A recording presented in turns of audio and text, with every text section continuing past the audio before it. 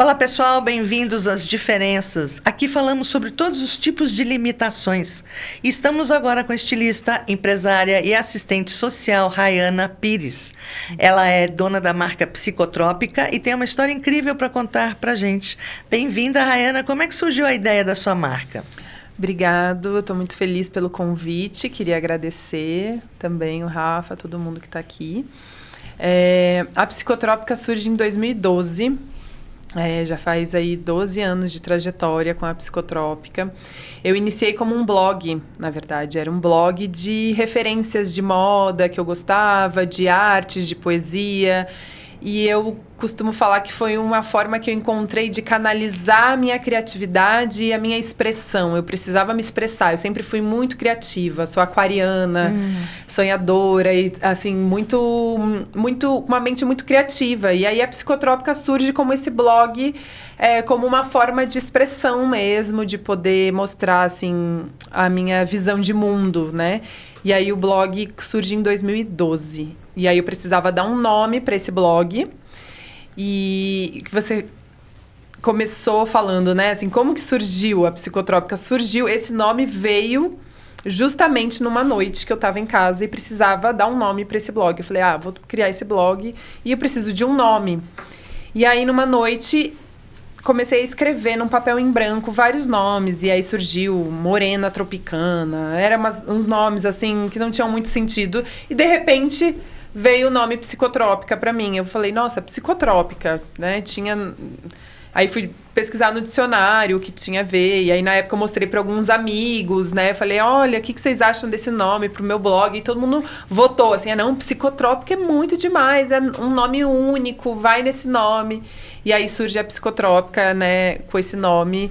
E aí o blog, e aí vem toda a história depois. Então, não tem nada a ver com a medicação, com o medicamento. Não começou. Disso. Isso é engraçado, porque as pessoas acham que eu já criei pensando em tudo, em todo o desfecho. Né? Mas não. Psicotrópica veio primeiro, sem nenhum link. Na época eu cursava serviço social. E aí eu comecei a estudar um pouco, né, sobre saúde mental e fui entrando nesse ramo, mas a Psicotrópica já existia.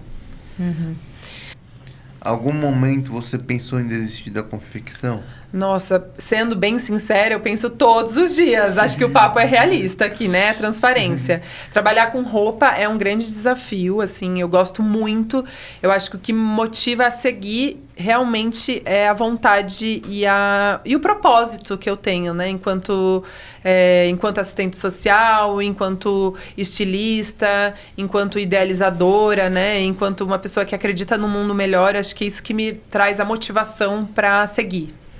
Você transforma trabalhos de artistas com transtornos mentais em roupas coloridas e divertidas. Conta como é que é esse processo. Bom, o processo, ele surge de uma pesquisa, né? Assim, eu costumo falar que eu gosto muito de viajar. Então, eu comecei viajando muito pelo Brasil e pesquisando, né? E encontrei, numa dessas viagens, eu encontrei o Museu Bispo do Rosário, que fica no Rio de Janeiro, em Jacarepaguá. Não sei se todo mundo conhece, mas é uma instituição maravilhosa que trabalha com arte e saúde mental. Numa dessas viagens, pesquisando, eu encontrei essa instituição e no dia que eu conheci a instituição, eu falei, nossa, as obras de arte desses artistas são incríveis, né? E na época eu estava estudando moda, além do serviço social, eu estava estudando moda. E aí eu tive essa ideia de trazer as obras dessas pessoas para a estamparia, porque eu achava que era um trabalho fantástico e que não tinha visibilidade, tinha pouca visibilidade, né? Exato. Pouco se falava sobre saúde mental quando eu comecei. Sim. Hoje em dia já é um assunto que já está permeando mais pessoas, enfim, já está criando uma rede maior do assunto. Mas na época era um assunto muito novo. E eu vi um potencial artístico dentro dessas instituições e dessas pessoas, assim. Então, eu costumo falar que a saúde mental, essas pessoas normalmente caem num lugar de estigma social, né? Mas que existe, na verdade, uma capacidade muito grande, uma potência criativa dentro dessas instituições. E foi aí que começou a minha pesquisa. Fala um pouquinho pra gente sobre o projeto Surto Criativo, por favor. O Surto Criativo, ele surge em 2017, quando eu comecei essa pesquisa. Então, comecei em São Paulo também, descobri aqui o Nutrarte, que é uma instituição em São Bernardo do Campos, que a gente trabalha. E aí, dentro disso, eu pensei, bom, preciso dar um nome para esse projeto, né, de saúde mental. E aí surge o Surto Criativo, mesmo como essa pesquisa, né, eu ia nas instituições, via esses artistas produzindo, eu costumo falar que eles são artistas, usuários da rede de saúde mental, que tem esse potencial artístico, que são artistas, e eu via esse potencial e comecei a fazer uma certa curadoria do trabalho dessas pessoas. Então, esse trabalho super se encaixa aqui, eu acho que tem a gente vendeu muitos quadros dessas pessoas. Eu criei essa plataforma, que é um site também que a gente tem de venda online. Então, a gente sobe para o site as obras dessas pessoas e a gente vende para o Brasil inteiro as obras dessas pessoas. Então, o Surto Criativo é uma plataforma de difusão e pesquisa da rede de saúde mental, desses artistas que estão vinculados à rede de saúde mental. E qual é o endereço? É a loja. A gente tem todo o nosso acervo. Mas é a loja física. Isso, todo o acervo fica na loja física. E o site é surtocriativo.com.br.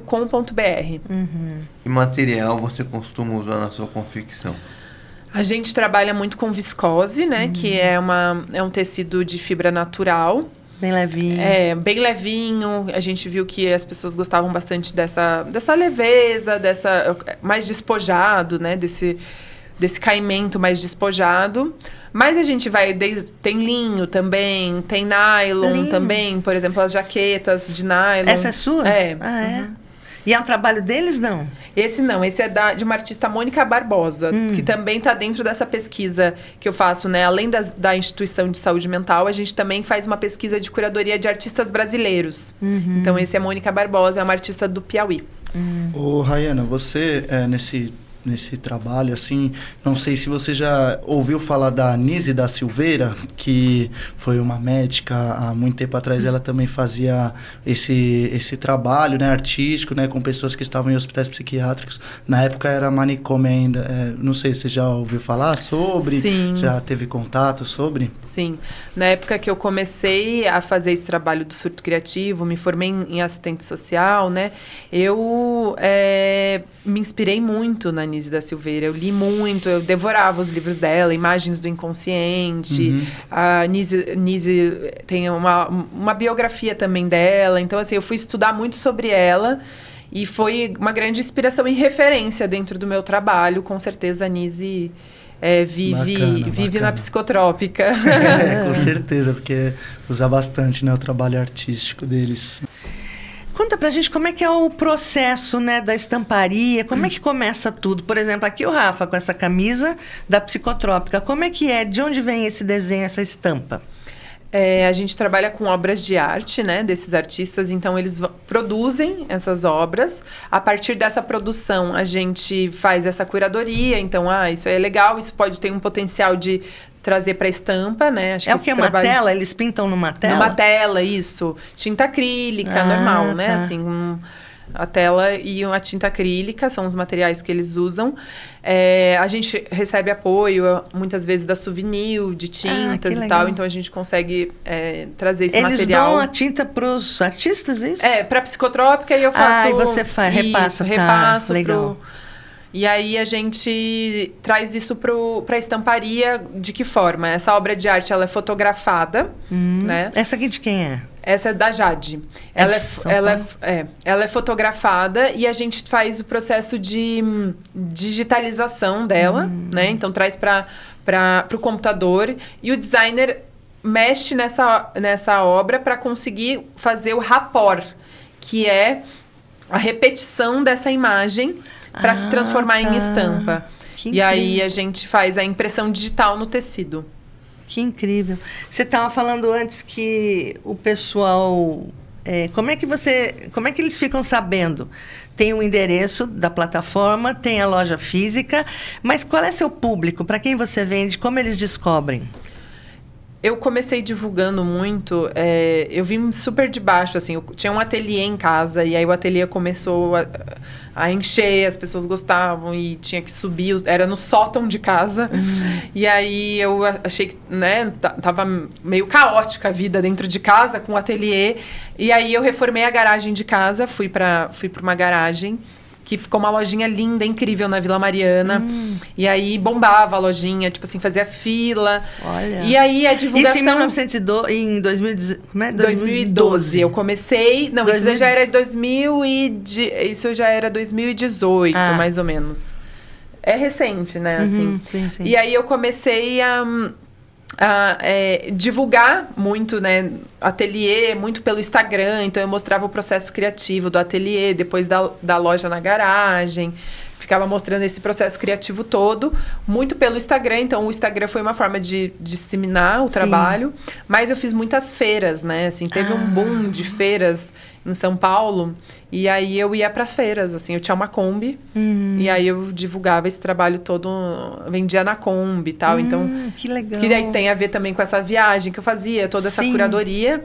E aí eu fazia as feiras e foi muito no boca a boca. Então, eu estava ali na feira, eu falava, olha, esse aqui foi um artista da saúde mental que pintou.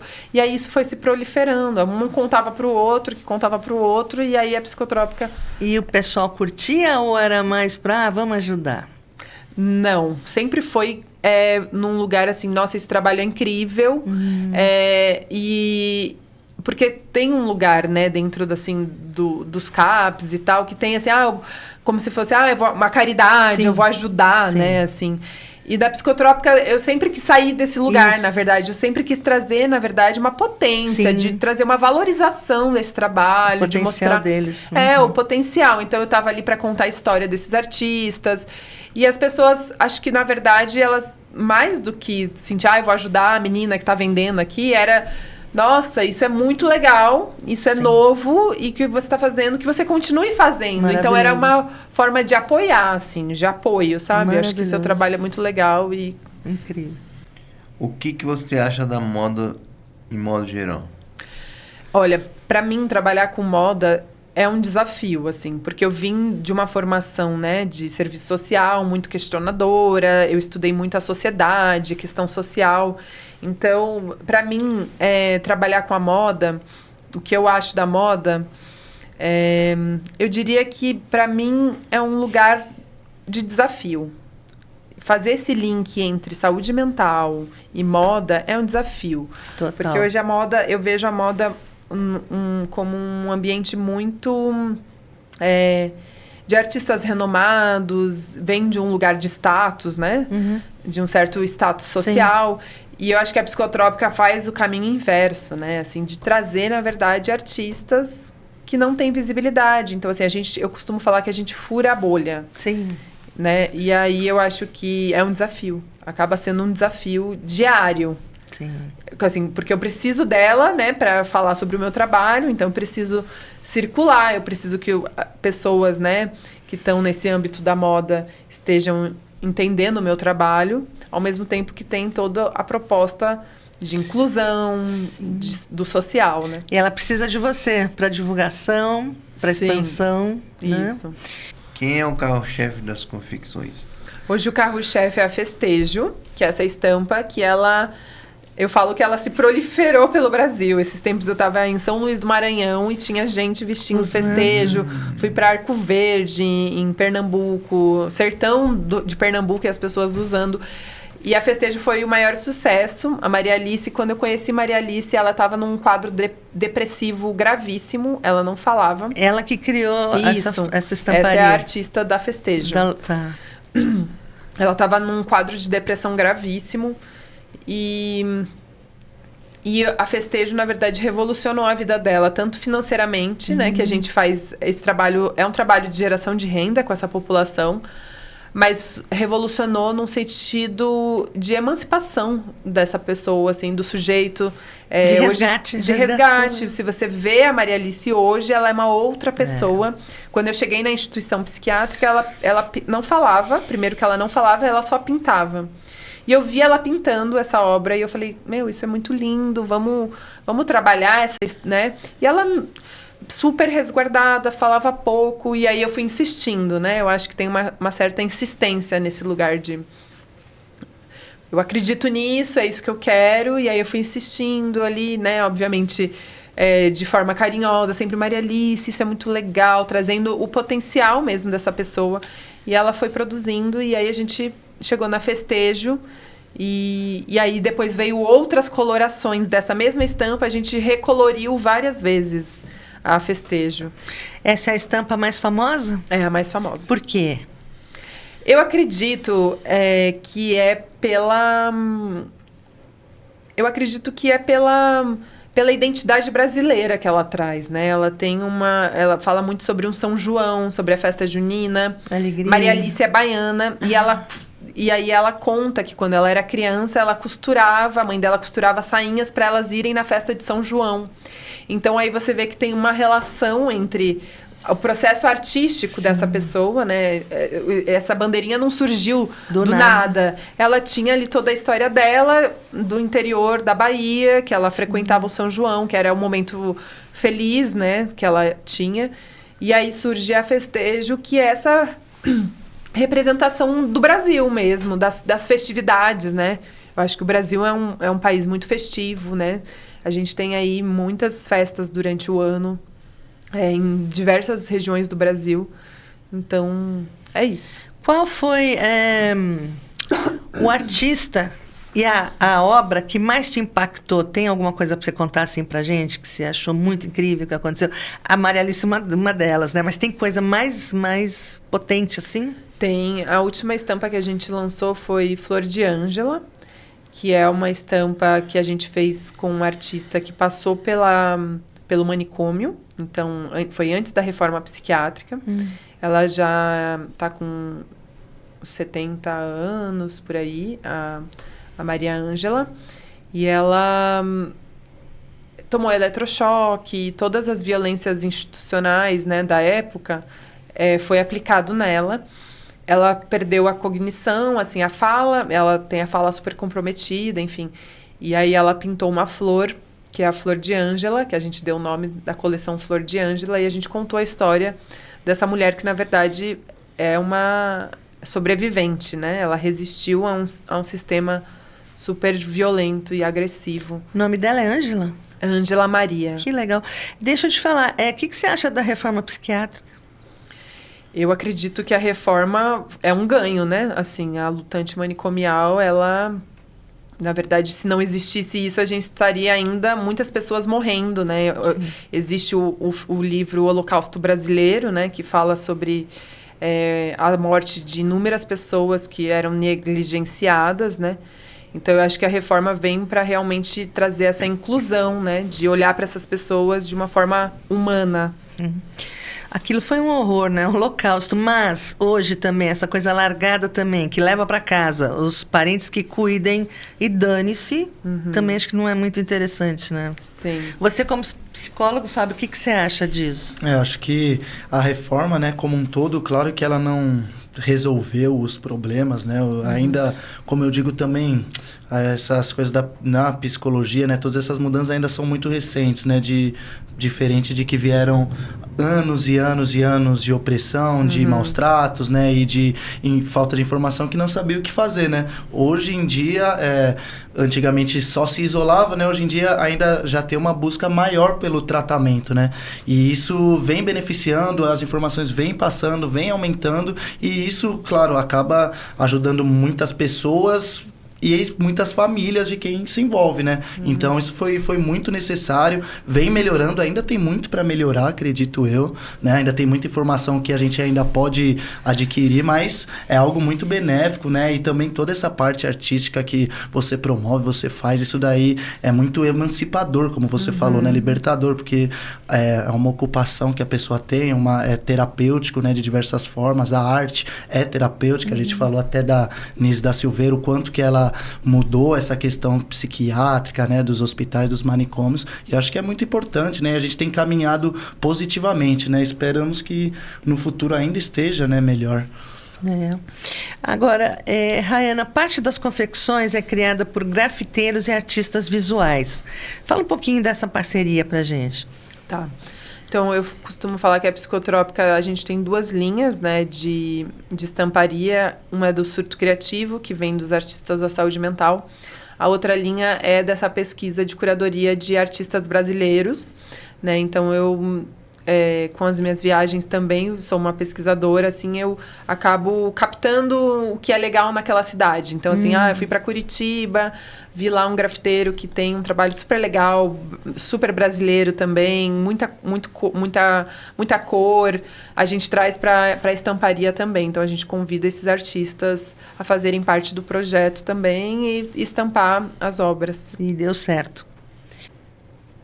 Rayana, o que você acha da saúde mental no Brasil? Ai, essa pergunta é um pouco difícil, né? Eu acho assim, tá dando um boom. Na verdade, eu sempre brinco, gente, todo mundo é louco, uns mais, outros menos, né? E de perto todo mundo é louco, não tem esse ditado. E mais perto ainda, somos incríveis. Olha aí o resultado da loucura. Pode ser uma coisa muito incrível. Pode. Né? Mas o que você acha? Como é que você vê a saúde mental no Brasil? A gente tem vivido muito também essa fase do setembro amarelo, né? Que acaba contra o suicídio, né? Isso daí tem que ser bastante pauta, né? É importante a gente questionar, né? Eu, assim, como eu falei, quando eu comecei o surto criativo, eu sentia que pouco se falava. E eu acho que a psicotrópica veio numa crescente justamente porque o tema começou a crescer, né? Então, assim, acho que a volatilidade da informação, hoje a internet, né? Hoje as grandes megalópolis, crise climática, né? Que está acontecendo. Eu acho que tudo isso tem afetado diretamente a saúde mental de pessoas que talvez nunca imaginariam que teriam problemas de saúde mental. Sim. Então, assim, eu acho que é um problema, na verdade, generalizado, assim. Eu acho que... E eu, de verdade, eu sou uma pessoa muito otimista, mas eu tenho... feito essa pergunta para mim, né? Como que a gente vai sair disso, assim? Porque eu vejo pessoas muito próximas passando por questões de saúde mental, né? Acho que a ansiedade aí virou quase uma, sei lá, pandemia, sabe? Sim, tipo, todo mundo tem a depressão, né? Então, eu não sei, assim, qual é a saída disso? Eu não tenho essa resposta, mas eu acho que hoje é um assunto em voga. Eu acho que é o que a gente precisa falar. E falar com clareza, com cuidado, né? Um lugar de afeto também. Sim. Eu acho que é sobre isso. Você vende só no Brasil ou já chegou em outras partes do mundo? A gente já vendeu pela internet, como a gente vende muito pela internet, né? Além do ponto físico, a gente vende pela internet. A gente vendeu muito, assim, para Portugal, Espanha, e aí sempre tem umas pessoas, né, do continente europeu que falam, você tem que vir para cá, você tem que trazer a estamparia brasileira, porque é muito forte o seu trabalho, enfim. Ainda não tive a oportunidade de ir, né, presencialmente. Eles nem sabem que rola essa questão do seu trabalho. Muitos sabem. Muitos vêm atrás justamente por causa isso. Disso. Que legal. As peças costumam ser caras? Olha, de modo geral. Hoje no Brasil, produzir roupa é um custo muito alto, assim, né? A gente tem tanto a questão do imposto, como mão de obra, matéria-prima. Quer esperar para aparecer? Não. Então, assim, hoje para produzir no Brasil é um custo altíssimo, né? Manter, enfim, toda uma estrutura. Hoje as nossas peças variam. O vestido longo, que é a peça que consome mais tecido, a gente vende a R$400. E uma camisa a gente está vendendo a R$200, assim. Se você for ver, é preço de grandes marcas que vendem atacado, né? Assim, então, assim, a gente está num preço ok. E como é que você paga esses artistas? Eles ganham algum percentual sobre as vendas? Como é feita a precificação dos trabalhos? Olha, quando eu comecei esse trabalho, era uma coisa que me inquietava muito, assim. E eu lembro de conversar com as pessoas das instituições, né? As mediadoras, ali tinha, sei lá, psicólogos. Eu falava, eu quero muito fazer isso, mas como a gente vai precificar? E aí eles falavam, nossa, isso nunca apareceu, é algo muito novo, a gente também não sabe como fazer isso. Então, eu falo que foi uma construção. A gente foi entendendo como fazer esse direito autoral, né? Porque, por exemplo, a Festejo é de direito autoral da Maria Alice. Ela é a artista que fez essa estampa, né? Então, foi uma construção mesmo, que a gente foi ali... O que é justo, né? Qual é o preço? Como precificar essa obra de uma pessoa que talvez nunca ninguém se interessaria? Então, a gente foi fazendo, além disso, todo esse trabalho da estamparia, a gente foi fazendo esse trabalho de, tipo, vamos precificar esse trabalho? Quanto vale a sua obra? Enfim. Então, é por aí, assim, acho que a gente hoje faz repasses, né? Então, a gente trabalha com direito autoral e também com comissão. Então, assim, a pessoa ganha conforme a gente vai vendendo. E é uma coisa que tem dado super certo. A gente já... Maria Alice, recentemente fui na casa dela, transformou a casa dela, reformou. Você vê que, tipo, existe ali realmente uma inserção não só social, mas econômica dessa pessoa, sabe? Ela mora na Bahia. Não, ela mora aqui em São Paulo. Ela está em São Paulo. E ela continua... Ela é o quê? Funcionária da Psicotrópica? Ela é uma colaboradora, né? Eu queria que você falasse um pouquinho desse trabalho, quem é o artista, você ali junto com ele. Aqui eu bem nova, começando, assim... Tá igual, não mudou nada. Super interessada, né? Assim, eu Como sempre é que faz? assim... As cores, como as a gente tintas. eu achava curioso, assim, eu queria entender mas o que era a loucura, qual que era a história dessa pessoa, como ele estava ali, o que passava na cabeça dele, sabe? Então, eu sempre fui uma curiosa, assim. Eu acho que... Eu costumo falar que tem uma frase da Nise da Silveira que ela fala que a loucura está muito ligada ao abismo, né? Esse abismo é você chegar e se deparar com essa... E eu sempre sentia isso, eu me interessava por esse abismo, sabe? Por essa loucura, assim. Então... Pedro Mota foi o primeiro artista... ele foi o primeiro. O primeiro artista do Surto Criativo. A gente fez uma coleção que se chama Prosperidade e Felicidade em Tudo. Todas as obras dele aqui, bem psicotrópica, tá vendo? Bem essa linguagem, meio calendoscópio. Cara, e o nome surgiu independente disso. Isso é incrível, né? Você nem imaginava. Eu, assim... Tem um pouco de loucura nessa história. Eu costumo falar que acho que era uma missão, assim, porque com certeza. O nome surgiu, depois eu fui estudar serviço social. Dentro do serviço social, o que eu mais me identifiquei foi saúde mental. Aí eu fui trabalhar no CAPS. Eu tinha um professor... No CAPS daqui? Em Florianópolis. Eu morava em Florianópolis. Ela estava em Floripa. Aí eu tinha um professor que ele dava teatro no CAPS. E aí um dia ele falou... Eu falei... Gostava muito do jeito dele, ele era muito extrovertido e tal. Ele falou, não, vem pro teatro, você vai se descobrir. E aí, no Teatro do CAPS, eu me descobri. E aí, quando eu cheguei no CAPS, eu falava que eu tinha um blog que se chamava Psicotrópica e as pessoas falavam, nossa, não é à toa que você tá aqui, né? Então, o trabalho, ele foi acontecendo. Ele foi quase como se fosse um caminho, né? Foi um caminho. Ele foi se desenvolvendo naturalmente, assim, sabe? Então, acho que era o que eu tinha que fazer, assim. E aí, Pedro Mota foi esse primeiro artista, porque a gente trouxe o trabalho dele para a estamparia, foi um sucesso. E acho que a gente começou com o pé direito com esse projeto, porque o nome da primeira coleção foi Prosperidade, Felicidade em Tudo. Uau. Então, eu pensava, nossa, é a primeira coleção, então vai ser próspero, sabe? As coisas vão prosperar. Uau. E as coisas vão dar certo. Ele é de onde? Ele é do Rio de Janeiro. Ele está vinculado ao Museu Bispo do Rosário, ao Ateliê Gaia, que é esse ateliê aqui, onde é esse ambiente. É o Ateliê Gaia, onde recebe vários desses pacientes, usuários, para fazer esse tratamento. São do CAPS que vão para lá, isso. Olha Exato. Que legal. Eles estão em tratamento. Aqui não tem em São Paulo isso? Tem, eu trabalho com o Nutrarte, que é em São Bernardo do Campos. Eles também recebem esse encaminhamento do CAPS, e aí é um centro de arte e saúde mental, né? Aqui na capital tem ou não tem? Olha, CAPS, eu já pesquisei muito, eu não encontrei aqui em São Paulo um lugar que eu pudesse atuar, sabe? Dentro do surto criativo e tal. Aí eu acabei muito indo para o Rio... E outras cidades. Mas assim, estampar a loucura de ser quem você é genial, né, cara? O cara é louco. Sim. Olha só a loucura dele. Sim. Na estamparia, na vida das pessoas, alegrando, né? Isso é muito, muito louco. E a gente vai rompendo um pouco desse estigma, né? Eu acho a frase que eu uso na psicotrópica é a loucura de ser quem você é. Então, eu acho que é também propor que as pessoas assumam suas loucuras. Não tenha medo de falar a sua loucura. Porque eu acho que quanto mais a gente puder falar sobre isso, mais a gente vai rasgando esse lugar, sabe? A gente vai quebrando, né?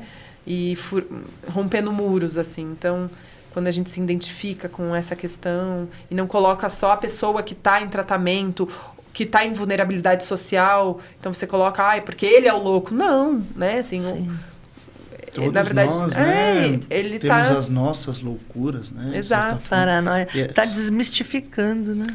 desmistificando a saúde mental. E é uma projeção, né? Como você falou da Maria Alice, né? Ela pintava e aí você vai entender a história dela relacionada ao São João. Então, as bandeirinhas, elas estão presentes, né? Então, é uma forma de expressão ali, né? Deles que diversas vezes não consegue, né, se expressar. Por exemplo, você falou que ela mal falava, né? Mas ela conseguia expor ali seus sentimentos, angústias ou felicidade, né? Na tela, por exemplo, né? Então é muito importante isso, né? De poder se expressar, né? Tem algum caso de adolescente que tenha te marcado? Algum caso muito marcante, além do Maria? Acho que muito, quase todos, a maioria, né? Mas tem, assim, um que impactou? Tem o caso, além da Ângela Maria, que eu já Sim. contei, tem a Patrícia Ruth, que é uma artista também do Museu Bispo do Rosário. E Isso é do Rio, né? Isso, do Rio de Janeiro. Ah, tá. E Patrícia Ruth, ela deve estar na faixa de uns 70 anos também. Ela também foi uma sobrevivente. E ela... Hoje, o Museu Bispo do Rosário está dentro da colônia Juliano Moreira, né? Que é um lugar que era um antigo manicômio, onde bispo passou a vida internado, né? Arthur Bispo do Rosário, não sei se vocês conhecem, mas ele foi um artista brasileiro, tido como gênio e como louco para alguns, né? Para alguns ele era um gênio, porque o que ele fez, o bispo... Mas genialidade e loucura são muito próximos. Muito próximos. É uma linha tênue, né? Sim, e o que ele fez? Desculpa, eu interrompi. O bispo, ele tirava os fios ele ficou internado, então ele usava uniforme, ele desfiava os fios do uniforme e com esse fio ele bordava. E aí ele criou um acervo que agora eu não vou falar porque eu não sei exato o número, mas ele criou um acervo gigante de obras bordadas. E aí hoje tem um museu, Bispo do Rosário. Mas bordada onde? Ele bordava, tem um manto, o manto dele, que é um manto sagrado, assim, é um manto muito bonito, todo bordado. Mas ele tirava os fios da roupa dele? Do uniforme e bordava. Ele fez um trabalho todo de bordado, assim. Era concreto ou era abstrato a obra? O manto é escritas. Escrita. Muito escrito. Que sol. Incrível. Vale a pena conhecer o trabalho de Arthur Bispo do Rosário. Sim. Ele... E conhecer esse museu, ele é aberto ao público? Aberto ao público. Olha que legal. Você já foi convidada para participar alguma semana de moda tipo São Paulo Fashion Week?